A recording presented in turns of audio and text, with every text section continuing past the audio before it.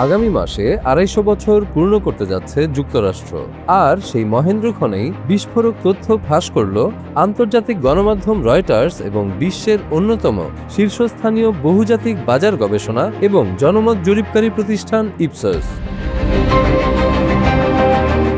তাদের দাবি, একক রাষ্ট্র হিসেবে টিকবে না যুক্তরাষ্ট্র।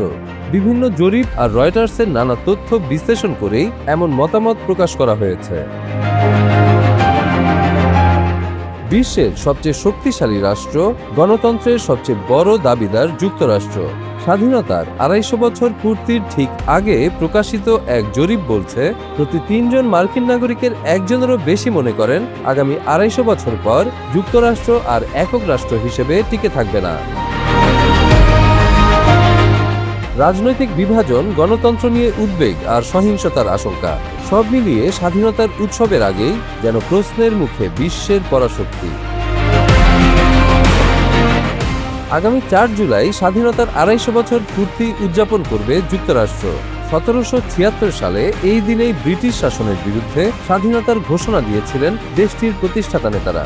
কিন্তু ঐতিহাসিক এই মাইলফলকের আগেই প্রকাশিত রয়টার্স ইপসসের এক জরিপে উঠে এসেছে উদ্বেগজনক চিত্র। জরিপে অংশ নেওয়া ৩৮% মার্কিন নাগরিক মনে করেন আগামী ২৫০ বছর পর যুক্তরাষ্ট্র হয়তো আর অখণ্ড রাষ্ট্র হিসেবে থাকবে না, যদিও ৬২% এখনও বিশ্বাস করেন দেশটি টিকে থাকবে।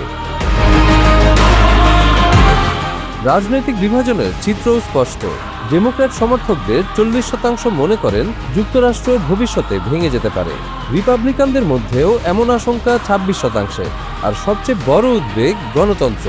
জরিপে অংশ নেওয়া প্রায় ২/৩ মার্কিন বলেছেন দেশটির গণতন্ত্র ব্যর্থ হওয়ার ঝুঁকিতে রয়েছে। গত বছরের তুলনায় এই উদ্বেগ আরও বেড়েছে। রাজনৈতিক সহিংসতা নিয়েও আশঙ্কা বাড়ছে। জরিপে ৭৭% উত্তরদাতা মনে করেন আগামী ৫ বছরে যুক্তরাষ্ট্রে রাজনৈতিক সহিংসতা আরও বাড়তে পারে। এদিকে দেশটিকে বিশ্বের সেরা রাষ্ট্র হিসেবে দেখার প্রবণতাও কমেছে। ২০১৭ সালে যেখানে ৩৮% মার্কিন যুক্তরাষ্ট্রকে বিশ্বের সেরা দেশ বলেছিলেন, এবার সেই হার নেমে এসেছে ৩০%। স্বাধীনতার ২৫০ বছর পূর্তির অনুষ্ঠান ঘিরেও দেখা দিয়েছে রাজনৈতিক বিভাজন। অধিকাংশ মার্কিন নাগরিক মনে করছেন জাতীয় উদযাপনও এখন রাজনৈতিক রূপ নিয়েছে। রিপাবলিকানদের বড় অংশ জাতীয় পতাকার রঙের পোশাক পরে উৎসবে অংশ নেওয়ার পরিকল্পনা করছেন। অন্যদিকে ডেমোক্র্যাটদের অংশগ্রহণ তুলনামূলক কম। মার্কিন প্রেসিডেন্ট ডোনাল্ড ট্রাম্প স্বাধীনতার ২৫০ বছর পূর্তির আয়োজনকে নিজের নেতৃত্বের প্রতীক হিসেবে তুলে ধরছেন। তার দাবি, দেশকে রক্ষার লড়াই চালিয়ে যাচ্ছেন তিনি। বিপরীতে ডেমোক্র্যাটদের অভিযোগ, ট্রাম্পই মার্কিন গণতন্ত্রের জন্য সবচেয়ে বড় হুমকি। ২৫০ বছরের স্বাধীনতা উদযাপনের প্রস্তুতি চলছে জোরে সোরে। কিন্তু উৎসবের আবহের মাঝেও রাজনৈতিক বিভাজন, গণতন্ত্র নিয়ে উদ্বেগ এবং ভবিষ্যৎ নিয়ে অনিশ্চয়তা সব মিলিয়ে প্রশ্ন উঠছে, বিশ্বের সবচেয়ে প্রভাবশালী রাষ্ট্র কি আগের মতোই ঐক্যবদ্ধ থাকতে পারবে?